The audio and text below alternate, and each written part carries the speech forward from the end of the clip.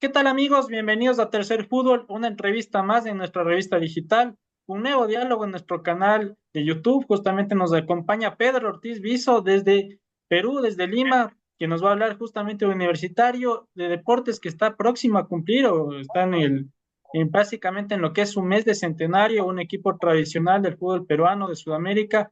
Y Pedro justamente tiene algunos libros escritos, está vinculado de alguna forma con este equipo grande del Perú y del continente. Pedro, bienvenido a Tercer Fútbol. Muchas gracias por la invitación. Aquí, gustoso de poder conversar unos minutos sobre lo que más nos gusta hacer fútbol, ¿no? Listo, Pedro, muchas gracias.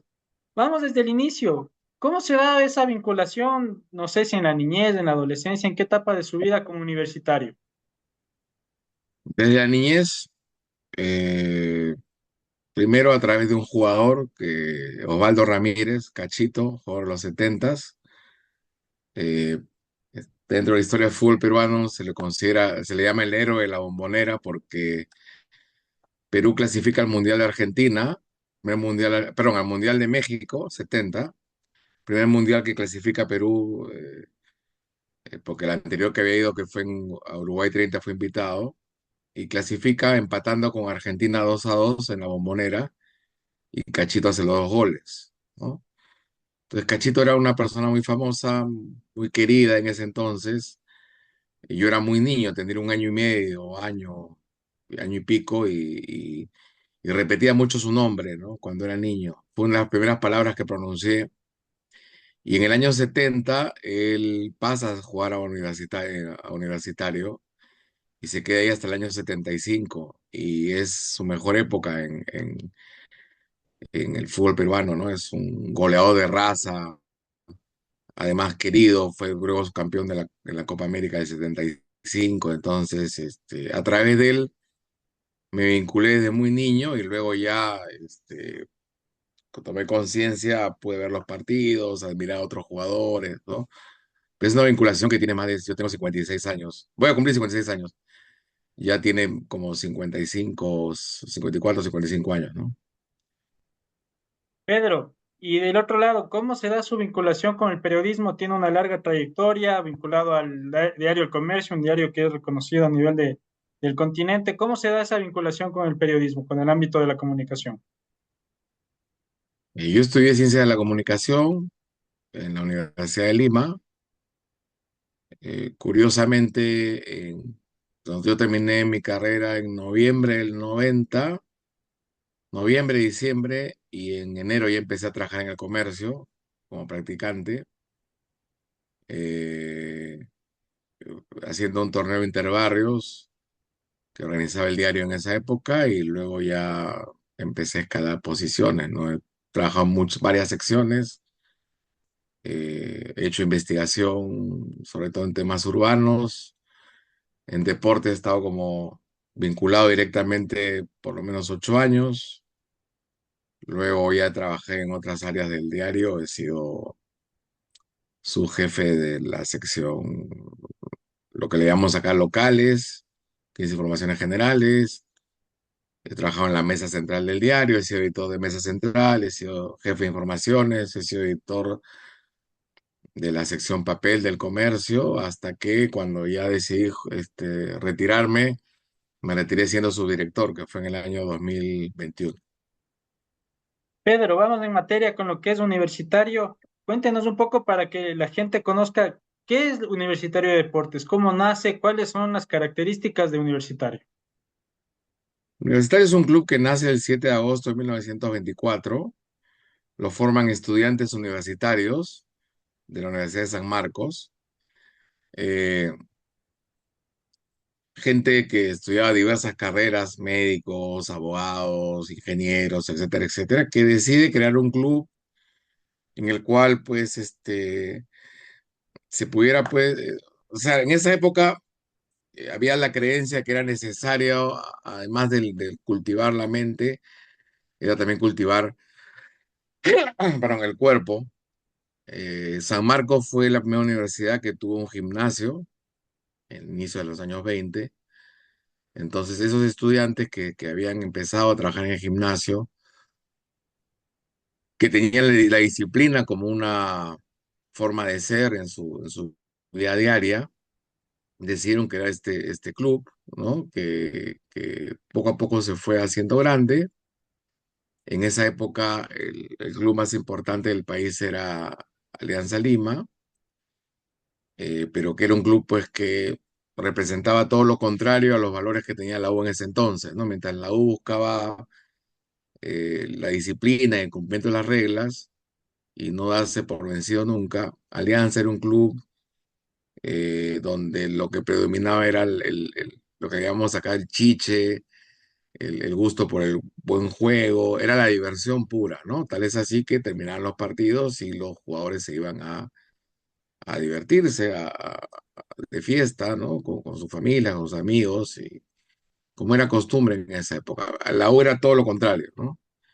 Entonces, a partir de esa, y había también, perdón, unas diferencias de tipo social, ¿no? Mientras Alianza era un club de obreros y de choferes, de gente modesta, los, eh, los jugadores de la U pues venían de clases medias, medias altas, ¿no? Profesionales. Entonces, todos esos elementos hacen que se genere pues una rivalidad que primero fue deportiva y luego trascendió lo meramente deportivo, ¿no? El primer clásico de fútbol peruano que se juega en 1928 termina en pelea, ¿no? Le llaman el clásico los bastonazos. Hay una bronca tremenda entre jugadores de la U y de la Alianza y gente que se mete a la tribuna y demás, ¿no? Hay también cuestiones políticas. En esa época los universitarios habían mostrado pues mucha rebeldía porque vivíamos en una época en que gobernaba un dictador, Augusto B. Leguía. Él prolongó su gobierno por 11 años. Entonces los universitarios se oponían al gobierno de Leguía, ¿no? Entonces, fue un año, en el año 32 hubo una suerte de revolución, no sé si llamar revolución, pero levantamiento en el norte, ¿no? Donde estuvo impulsada por el Partido Aprista, pero los universitarios tenían mucha participación, eran gente muy, muy rebelde en ese entonces, ¿no? Entonces, eran dos maneras de ver el mundo, ¿no? Y luego pues ya se fueron sumando jugadores que no pertenecían a la universidad misma. La U, que se llamaba Federación Universitaria, cambia de nombre, se convierte en Universitario de Deportes, este, porque ya tenía jugadores que no eran de la universidad. No. Y son los años también en que aparece Teodoro Lolo Fernández, que es el ídolo máximo de la U y del fútbol peruano.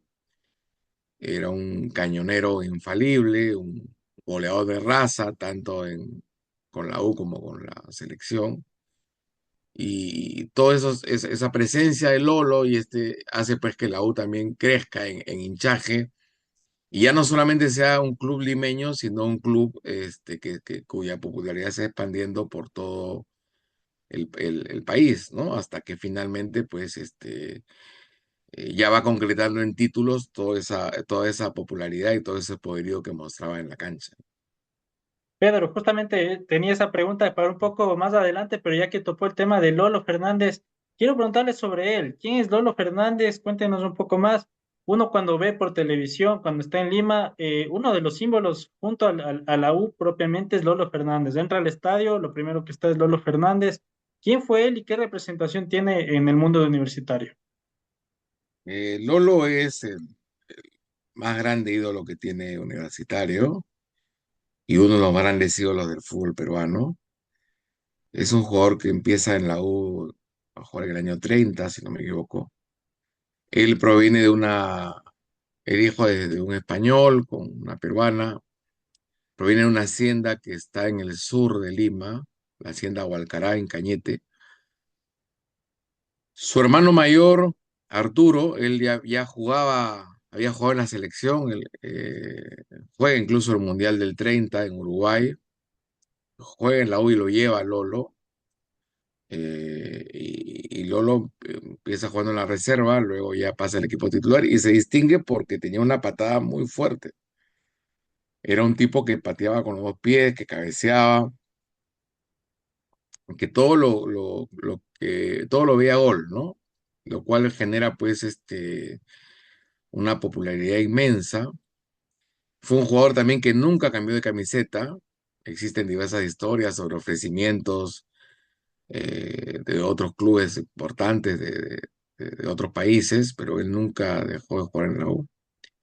Y esa fama que tiene como universitario crece cuando viste la camiseta nacional. Lolo participa en las Olimpiadas de Berlín 36, una Olimpiada que termina de una manera accidentada para Perú porque la delegación se retira cuando los organizadores piden repetir un partido que Perú le había ganado a Austria 4-2 en situaciones todavía muy confusas.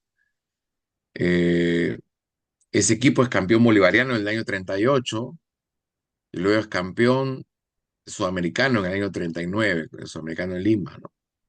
Y en ellos la figura principal fue Lolo. Entonces Lolo ayudó muchísimo a que creciera la fama universitario, a que creciera su popularidad, y él juega hasta el año 53.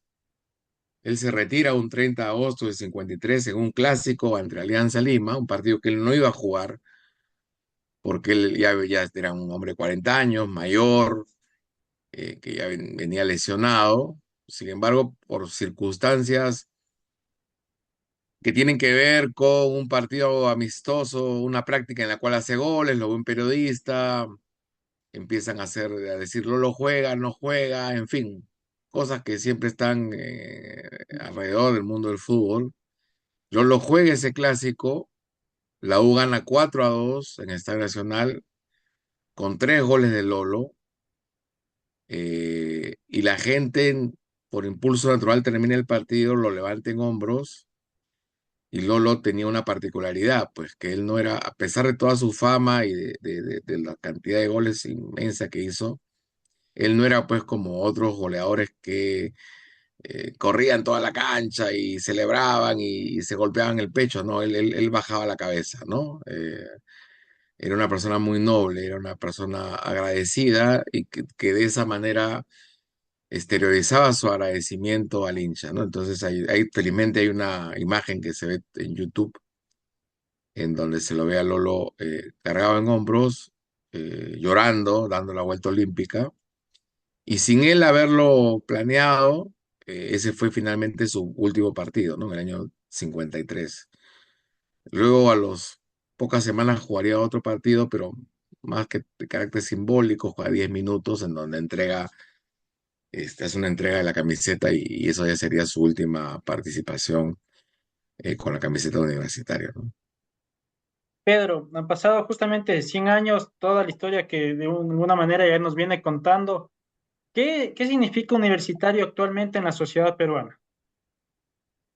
Bueno, en primer lugar, que una institución, sobre todo en un país tan convulso como el nuestro, como el Perú, cumpla 100 años y lo haga pues con una popularidad a tope, es una rareza, ¿no?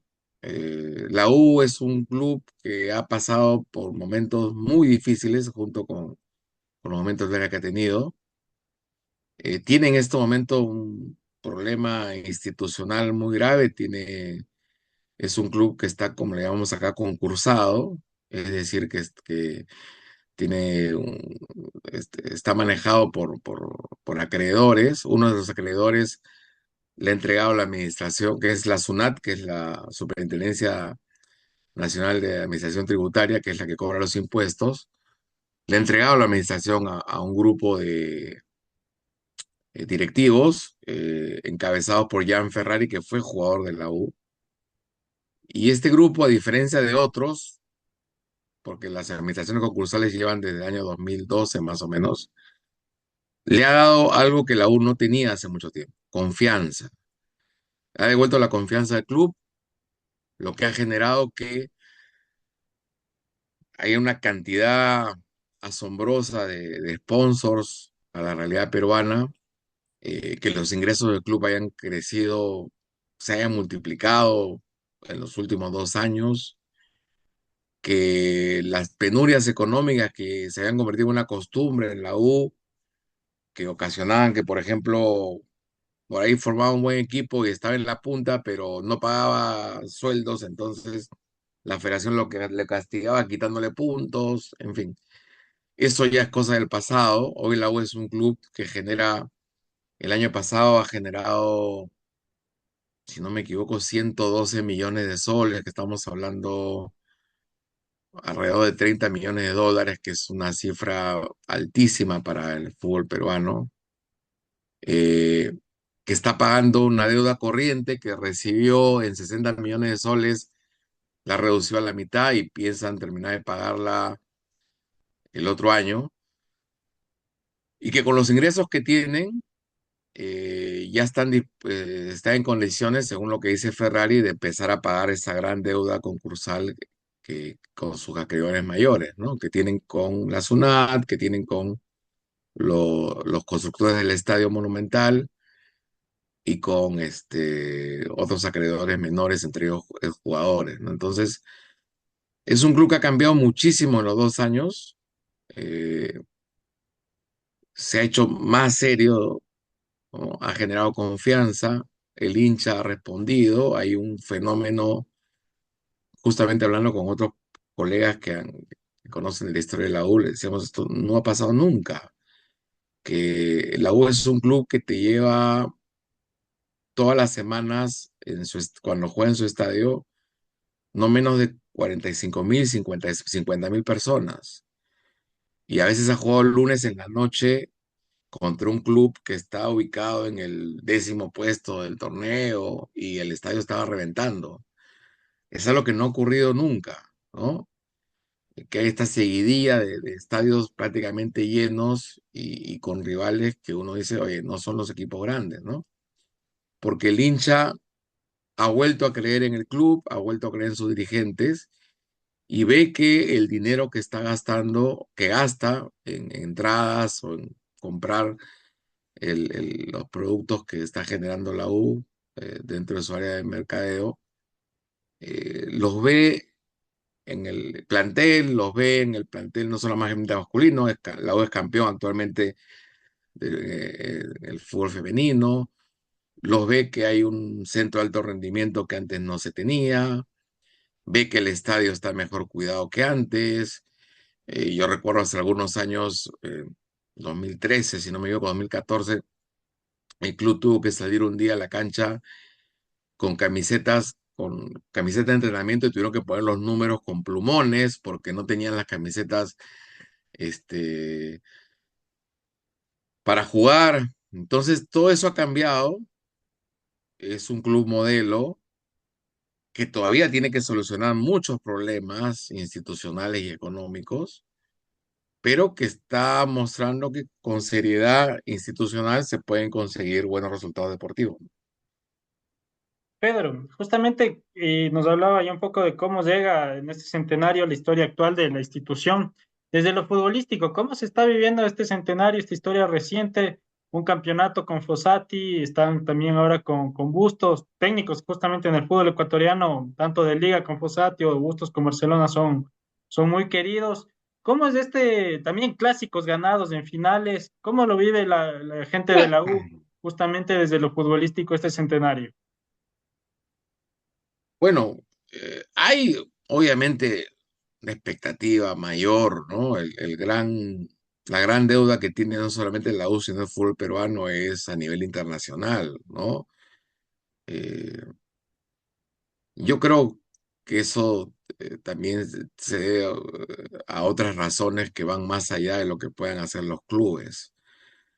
Lo que sí veo es que para el nivel del fútbol peruano, la U es un club que intenta jugar lo más cercano a lo que hay en el fútbol moderno, con una intensidad que en el fútbol peruano es difícil de ver, ¿no? Y con una disciplina táctica que también es muy difícil de ver en el fútbol peruano, ¿no? No le ha alcanzado todavía para obtener resultados internacionales, pero creo que dentro de todo se ha podido competir. Primero con Fossati, que tuvo la capacidad de persuadir a un club que cuando él lo agarra, él está medio a la deriva, él lo convence en muy pocos días, cambia la manera de jugar en la U y bueno, y al final pues consagra todo este cambio y estas buenas actuaciones con el título del año pasado, obtenido con brillantez en la final contra Alianza Lima. Y Bustos creo que fue muy inteligente. Bustos creo que lo que hizo fue, vio que algo funcionaba, no lo tocó. Ha empezado a hacer, yo creo que recién está empezando a hacer algunos ajustes, ¿no? Eh, ha prescindido ya de dos jugadores que no rendían, a pesar de que le costaron mucho dinero al club. Jugadores que entiendo él no eligió. Y está consiguiendo resultados. Digamos que lo que sí es cierto es que hay una U que juega de una manera en el Monumental, en Lima hay una U que juega distinta cuando sale afuera del Monumental, ¿no? En el Perú, pues hay muchos partidos que se juegan en altura, por encima de los 2.800 o 3.000 y pico de metros sobre el nivel del mar. Tenemos muchos equipos que están en altura y otros equipos que están pues en unas zonas muy calientes, ¿no? Como en Piura, donde por esta época hasta hace mucho más de 30 grados, ¿no? Entonces, la U sufre porque la U tiene un equipo, tiene una forma de jugar que es avasallar al rival, ¿no? Salir desde el primer minuto a presionarlo, a quitar la pelota, a cambiar de juego permanentemente para aturdir al rival y buscar hacerle daño, ¿no? En Lima eso le ha funcionado. En el Monumental, la U, justo leí un dato, hace 500 días que no pierde un partido. A nivel local, porque sí lo ha perdido a nivel internacional con Botafogo. Eh, pero cuando sale, eh, cuando sale fuera del Monumental, busca tratar de abrumar al rival, por ahí se aturde porque no consigue ese resultado y le da armas para que el rival eh, levante la cabeza y a veces ha pasado problemas, ¿no? Ha pasado problemas. Pese a todo, los números de Bustos son impresionantes. O sea, la U él ganó el Apertura, si bien lo ganó solamente por un gol de diferencia, pero creo que perdió un partido y recibió más que 7 goles en su vaya. No tengo ahorita la tabla.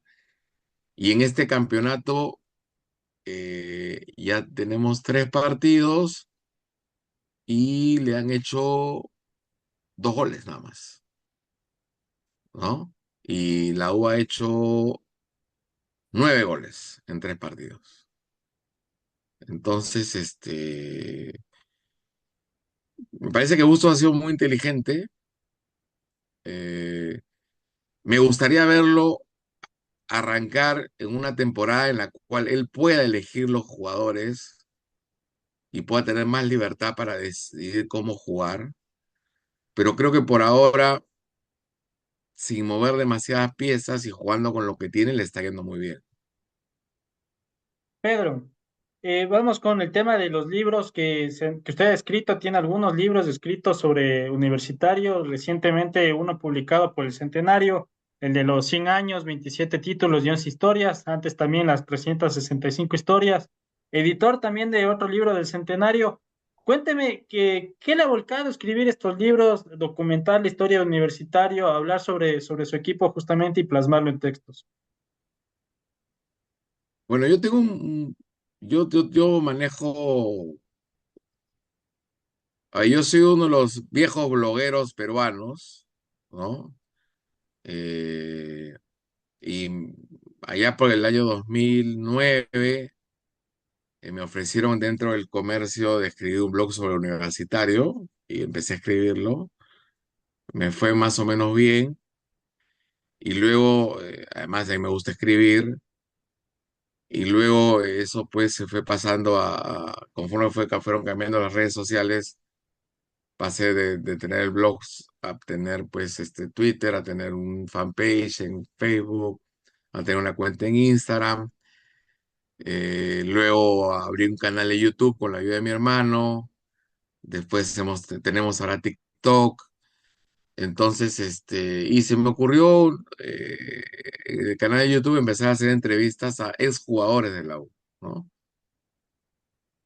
Entonces, conforme se fue acercando el centenario, dije, oye, esto se puede convertir en un libro, ¿no? Entonces ahí presenté el proyecto a un par de editoriales y felizmente hubo una que es una de las principales, no solamente del Perú, sino del mundo, que es Penguin Random House, que se interesó por el proyecto que le presenté y planeamos armar 11 historias sobre el centenario, 11 historias que de alguna manera reflejan los 100 años de la U, ¿no? Entonces ahí cuento brevemente primero una pequeña historia de los campeonatos, los 27 campeonatos que tiene la U, y después algunos momentos importantes, ¿no? Clásicos. eh, Hay una historia el gol que está considerado como el más hermoso en la historia de los clásicos. Es un gol que se hizo en el año 83, que la pelota pasó por los pies de 6 7 jugadores sin que el rival pudiera hacer algo, hasta que la empalmó un delantero que teníamos que se llamaba Miguel Seminario. Hay una historia sobre un homenaje que le hacen a Lolo Fernández 30 años después de su despedida. Después hay un perfil sobre José Carranza, el Puma, alguna vez boceado hace 20 años, al menos eso se supo por acá para ir a Emelec. Pero él también es otro de los pocos jugadores que nunca se movió de la U, está considerado como uno de los símbolos del club. Después hay historias sobre los chicos de la Sub-20 que hace algunos años ganaron la primera Copa Libertadores Sub-20 en un torneo que se jugó acá en Lima. Después algunos ídolos antiguos, algunos chicos que han adquirido popularidad, que son más conocidos por las nuevas generaciones. Después lo que significa la garra crema, que es el distintivo que tiene la U, cómo se creó, cómo se forjó, que representa todavía nuestras barras. Y finalmente hay una historia sobre el apagón, porque no sé si es que tanto llegó la noticia de ustedes, pero la U gana el campeonato del año pasado en el estadio en Matute, en el estadio Alianza Lima, y en una acción francamente vergonzosa, la verdad, cuando el árbitro da el pitazo final, un dirigente de Alianza ordena que se apaguen las luces del estadio, ¿no? Simplemente porque no querían que la gente de la U celebrara, lo cual generó un problema de seguridad gigantesco, por un estadio de 30.000 personas a oscuras, ¿no? Con todo lo que puede haber pasado. En el Perú tenemos una larga historia sobre situaciones trágicas en estadios. Y bueno, cuento toda la historia de cómo se preparó la delegación para ir a ese encuentro, lo que ocurrió en el partido y después cómo esta acción sorpresiva pero vergonzosa para Alianza a la U, por el contrario, pues le hizo que la épica del título pues adquiriera otra dimensión, ¿no? Incluso hay un momento dramático en el cual desconocidos empiezan a arrojar bengalas a los chicos en el momento que estaban dando la vuelta olímpica oscura, ¿no? Afortunadamente ninguna le dio a un jugador, pero un jugador toma una de las bengalas y la levanta y la usa como una suerte de antorcha y le permite, y es el que le va señalando el camino al grupo de jugadores que en ese momento daba la vuelta olímpica en Matute, ¿no? O sea, un hecho vergonzoso para la historia de Alianza Lima termina convirtiéndose, iluminando un momento eh, importante en la historia universitaria de deporte, ¿no? Pedro, tengo dos preguntas para ir cerrando. Desde lo periodístico, usted también es docente. ¿Cómo lleva o cómo establece esto de ser hincha, de mostrarse como hincha? Muchos periodistas sabemos, no les gusta eso descubrir su camiseta que tienen, a la que quieren, a la que tienen por debajo, y el ser periodista. Bueno, hubo un alumno justamente en el último día de clases, en este ciclo me decía esto, yo no puedo, yo quería ser periodista deportivo, pero no puedo, yo no puedo escribir nada contra Alianza, me dijo, no voy de hincha de Alianza. Digo, ¿por qué? No, es que no puedo, profesor. Mira, tú eres hincha, pero eres periodista. Y yo te digo, no hay periodista que no sea hincha. Que lo quieran ocultar, que no lo quieran decir es otra cosa, pero todo periodista es hincha. Lo que tienes que hacer tú es que al momento de, cuando tienes que trabajar, tienes que tener consciente que estás consciente que estás trabajando, ¿no? Claro. Y no me gusta hablar de mí, pero digo, mira, yo he cubierto la campaña de Sporting Cristal del 97 cuando fue subcampeón de América y los acompañé en muchos partidos. Ese mismo año, mi editor me mandó a cubrir el último partido de Alianza Lima, con el cual Alianza era campeón después de 18 años. Y le dije, revisa mi nota y encuentra algo que te diga que soy hincha de la U. No, porque yo estoy trabajando, en ese entonces, ni siquiera para mi periódico, estoy trabajando para un lector, para una audiencia que está esperando que escriba como un periodista profesional, en este caso, ¿no? Y mira, le digo, yo teniendo ya mi blog y habiéndome identificado como hincha de la U, yo además en mi blog yo tenía una columna del comercio por muchos años, donde podía escribir lo que me da la gana. Y en el Estadio Monumental mataron a un hincha de Alianza. O sea, lo arrojaron de un palco. Y fueron hinchas de la U. Y yo escribí sobre eso y me gané insultos por miles y gente que me decía, tú eres hincha.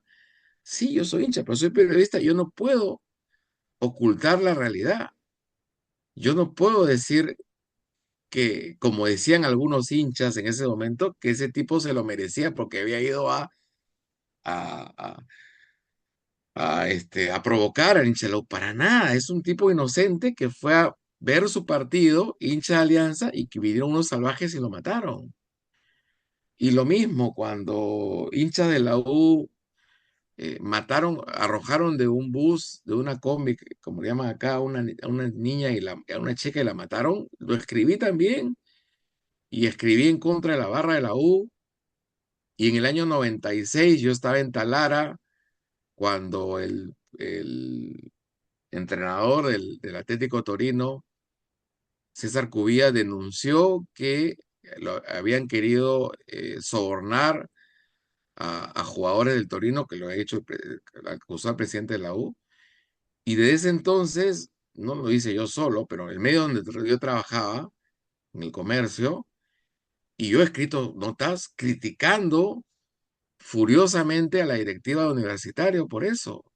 Y me gané insultos, me gané eh, este, diatribas. El presidente de entonces de la U, que era un señor que ya ha fallecido, pero que yo estoy un creyente de que las personas que mueren no se convierten en mejores personas. Es un tipo que era impresentable, utilizaba los medios amigos para insultarme y demás, pero eso a mí no me interesaba porque yo estaba cumpliendo con mi labor. Igual, si la U o el club juega mal, busquen mis redes sociales y van a encontrar que mis comentarios van a ser hablando en contra de la U porque jugó mal. No, no puedo ponerme una venda y decir, no, no, no, la culpa es del árbitro, la culpa es del otro. No, no.